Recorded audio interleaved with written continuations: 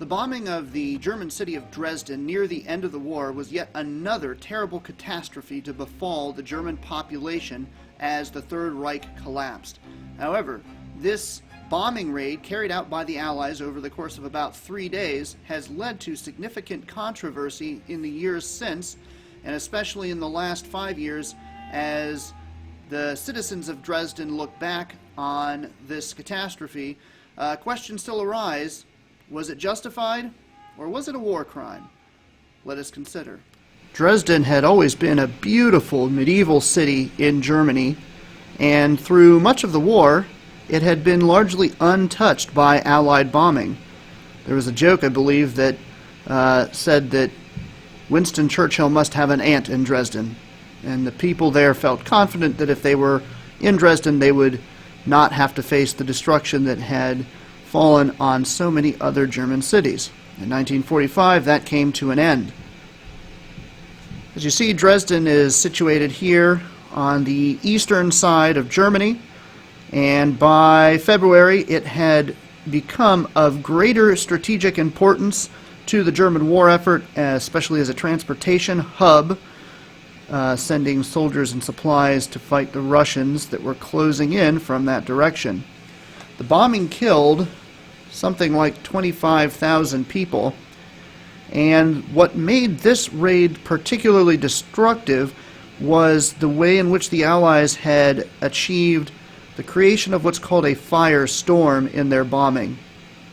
This technique had sort of been discovered by accident earlier in the war when a German raid against a city in England had produced this almost like a pseudo-weather condition in which there's enough heat being created by the fires and bombs dropped on a dense urban area that the air itself actually begins to catch fire, and you create this sort of super hot center of a firestorm, and it becomes powerful enough to melt metal and even boil water. There's a river in Dresden, and there's accounts of people trying to escape the bombs jumping into the water and being boiled alive.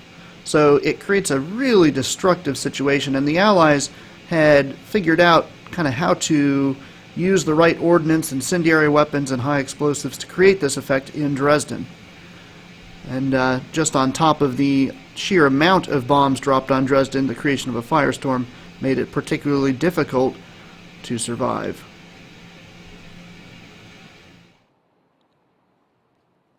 When Ernst Hirsch comes to the Neumarkt public square and sees the restored Frauenkirche, he is reminded of the Dresden bombings 75 years ago.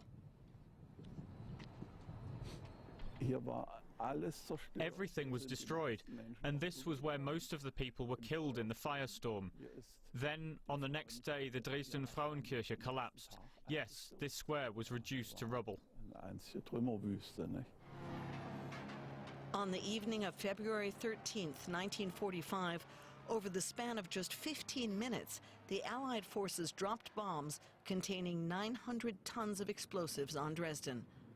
During the next 2 days, 3 more attack waves followed.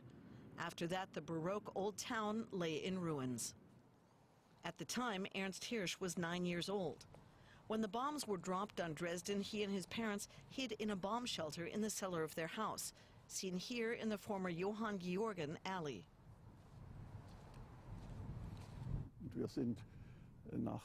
After the first attack, we left the apartment while everything was burning. I can still see it before my eyes, the flames creeping over the rooftops of neighboring houses. And that's what it looked like afterwards. That was my parents' apartment, on the top there. That's what the ruins looked like. You can see the facade was still in good shape, but inside the building, everything was burned out. And that's what the whole wonderful street looked like. Ernst Hirsch and his parents were lucky. They were able to flee the city. As many as 25,000 people died during the air raids.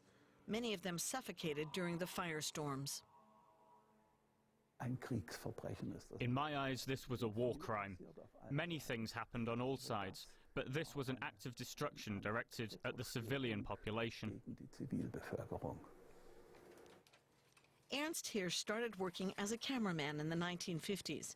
His nickname was the Eye of Dresden.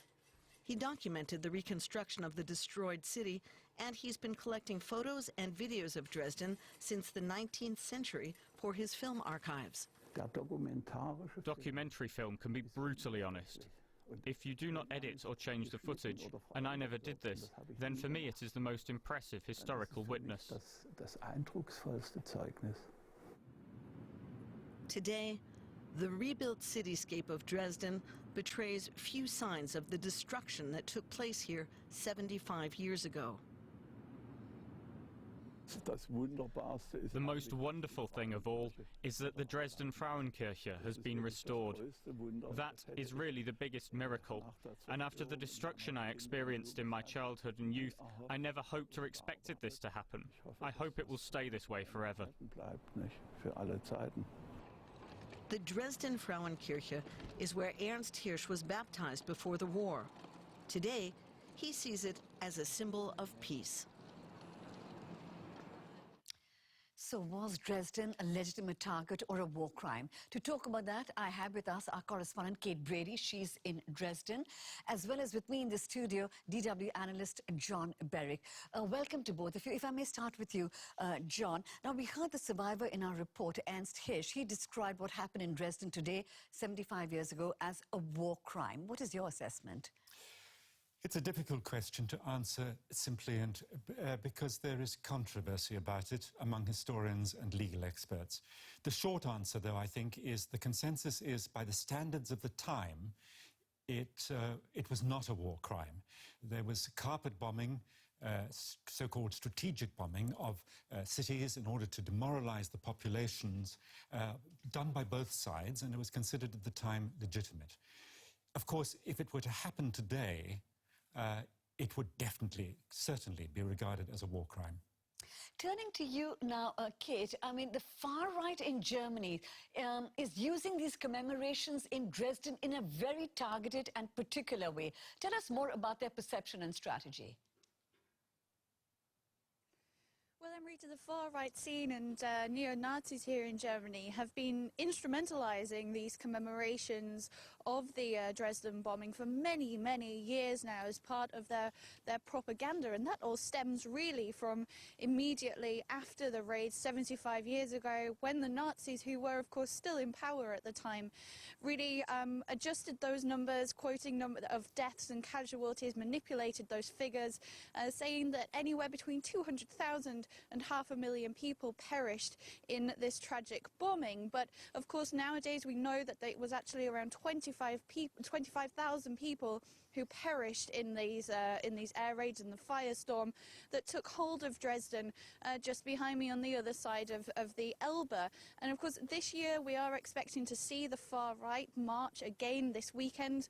Today we are expecting to not really see anything of the far right scene, but on Saturday here in Dresden they're expected to hold a demonstration, or a Trauermarsch as they call it, a sense of a march of mourning to remember the victims. And so we're still seeing this instrumentalization continuing today, and we're expected to see people from not only Germany's far-right scene, but people are expected to descend on Dresden from across Europe as well. And John, the narrative surrounding the destruction of Dresden has been instrumentalized, not just now, as Kate was telling us, but right from the start. Tell us more about that. Well, Joseph Goebbels, who was the Nazi propaganda minister on the day after the first wave of bombing, not only exaggerated the numbers, as Kate mentioned quite rightly, he also suggested that it was women, refugees and children who had been killed, and that Dresden was not militarily significant. It was that the aim of the targeting was against the cultural city of Dresden. Now, that's simply a lie. Of course, also, there was hatred, as always, and revenge, thoughts of revenge in the Allies, and they were targeting civilians as well, quite clearly. But Dresden had a very significant military position at the time. The Red Army was advancing from Russia, had already crossed into German territory, was surging towards Berlin, the capital.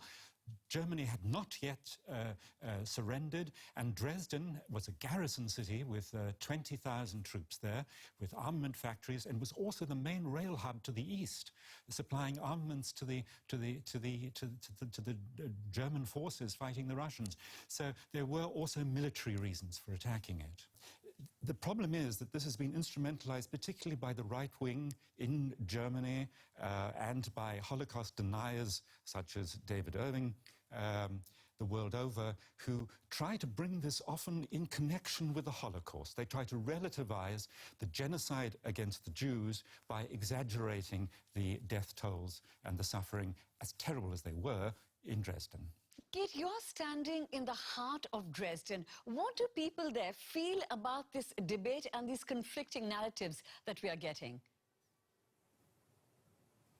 Well, Dresdeners today, Amrita, not only want to remember the victims of the air raid 75 years ago, but they also want to use the memorial and the commemorations today to take a look at exactly what's happening in the present and how we today, how society today can learn from the atrocities of the past. And I think that's reflected in the commemorations taking place today. If you look at the front of the programme for the service later today, it simply says nicht vergessen, meaning just to not forget. And I think that will be shown as well later this evening when around 10,000 people are due to unite around Dresden across both sides of the River Elbe behind me to unite and create a human chain. And that is supposed to create a signal of unity against all signs of hatred and violence. And of course, German President Frank-Walter Steinmeier will also be taking part. So the commemorations today are not only about remembering the past, but also reflecting on what can be learnt and applied to the present day. Kate Brady in Dresden and John Berwick, DW's analyst here. Thank you both very much for your perspectives. As you can see, there are differences of perspective on the bombing, and even today, those arguments are being leveraged by different groups in Europe. Whether we look at the Allied bombing as a war crime, even as something compared to which the Holocaust is at least a comparable atrocity, or others who see it as a justifiable expedient in a world war, given that Dresden did have some military significance. Although you could say, well then, why was this sort of fire bombing, creating a firestorm, necessary? Or was it an important way to neutralize a large city quickly from the air? And so on and so on. We'll look at some more footage or photography of the Dresden bombing, but in your assignment this week, you will try to think of and write out what you would consider to be some of the best possible arguments, at least initial arguments that you can think of, in support of the proposition that the Dresden bombing was justified, or in support of the proposition that it was not and might even be considered a war crime.